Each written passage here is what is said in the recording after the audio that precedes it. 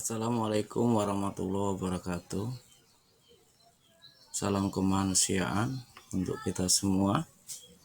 Apa kabar adik-adik Palang Merah Remaja dan kawan-kawan Palang Merah Indonesia? Di sini saya ingin menyampaikan materi tentang sejarah ICRC, yaitu International Committee of the Red Cross. Di sini akan membicarakan bagaimana Palang Merah Internasional itu berdiri.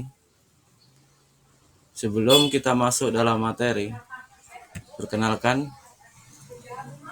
nama saya Dwi Timbul Rahmadi.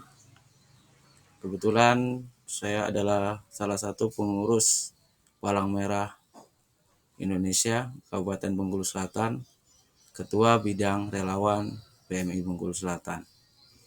Baik kawan-kawan dan adik-adik Palang Merah Remaja, bila kita lihat sejarah daripada ICRC, kita lihat dulu di sini. Di sini ada lambang Palang Merah.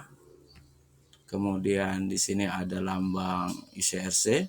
Ini adalah lambang International Committee of the Red Cross. Ini adalah Bapak Henry Dunant sebagai pelopor berdirinya Palang Merah Internasional. Kemudian ini adalah bendera Swiss, palang putih di atas dasar merah. Dan ini adalah dasar-dasar dari pergerakan Palang Merah Internasional itu sendiri, dari sejarahnya, baik dari Henry Dunant, tokohnya, dari negara mana, dan juga akhirnya berbentuk bahwasanya lambang yang kita gunakan sampai saat ini adalah palang merah di atas dasar putih.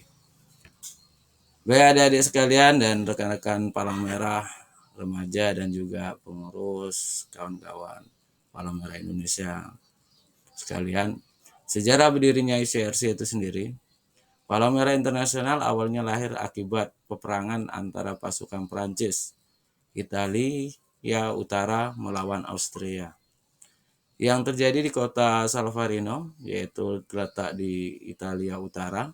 Saat itu pemuda asal Swiss, Henry Dunant, kebetulan melewati wilayah peperangan tersebut karena ingin menemui Kaisar Prancis Napoleon III. Dalam peperangan tersebut, ia melihat puluhan ribu tentara terluka dan bantuan medis yang tidak cukup. Diperkirakan tentara yang terluka pada pertempuran tersebut mencapai 40.000 orang. Henry yang merasa miris karena hal tersebut bekerja sama dengan penduduk setempat untuk menolong para tentara. Bila kita bayangkan perang tersebut pada tahun tersebut 1859, itu sangat perangnya menggunakan senjata yang relatif sederhana, tetapi sudah menelan begitu banyak korban jiwa sampai 40.000 tentara yang terluka.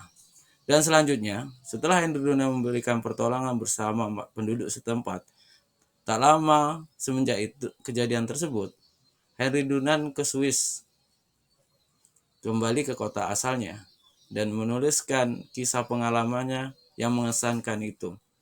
Jadi Henry Dunant tidak sekedar pulang ke Swiss, tapi dia ingin mengabadikan sejarah yang dia alami di kota Salvarino tersebut, yaitu dalam sebuah buku yang berjudul Kenangan dari Kota Salvarino, yang sering kita kenal yaitu Un Souvenir de Salvarino.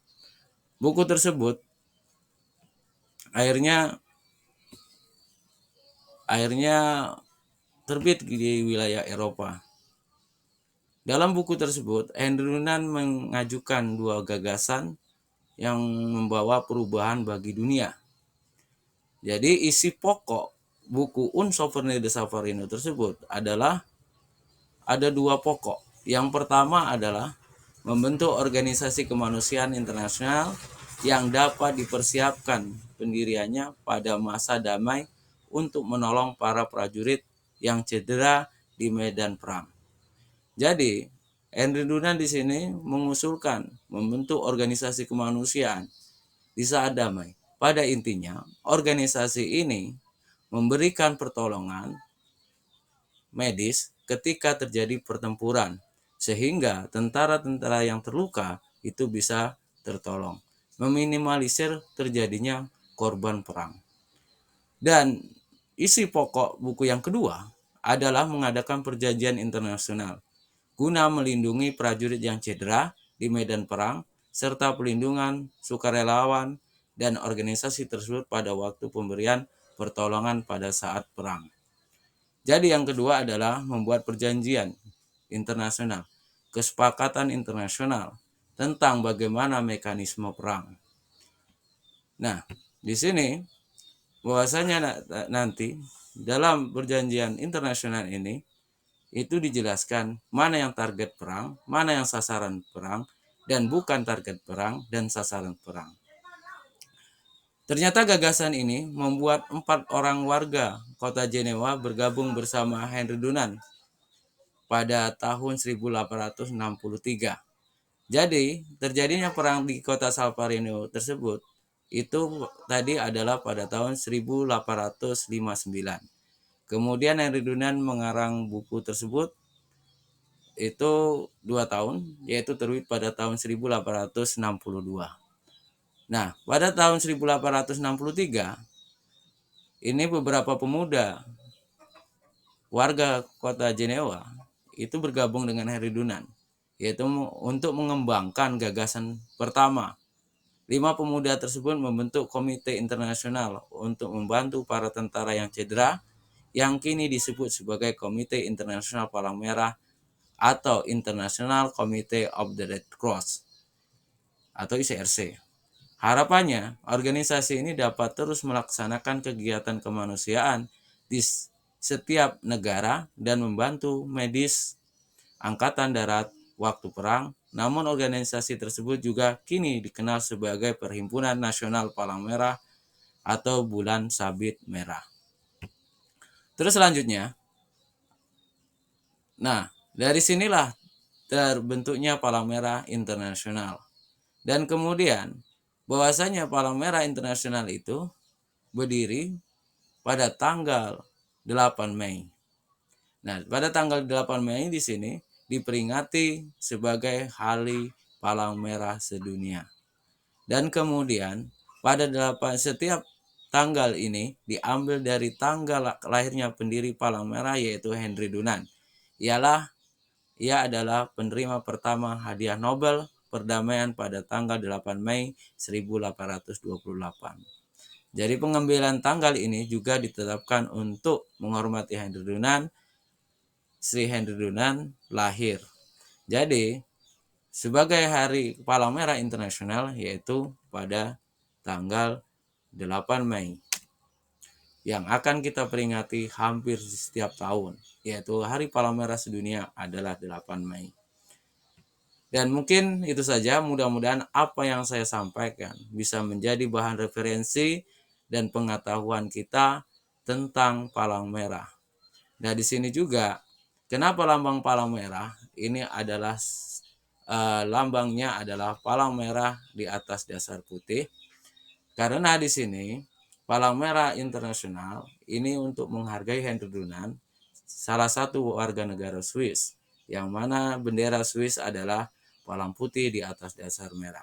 Untuk menghargai beliau dan menghargai negara Swiss, sehingga dibalik menjadi palang merah di atas dasar putih.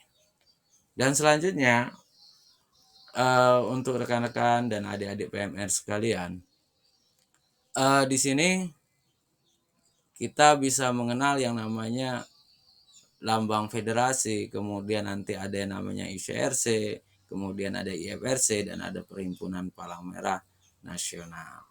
Dan mudah-mudahan materi ini bisa kita bermanfaat untuk saya sendiri sebagai penyampai materi dan juga untuk rekan-rekan sekalian.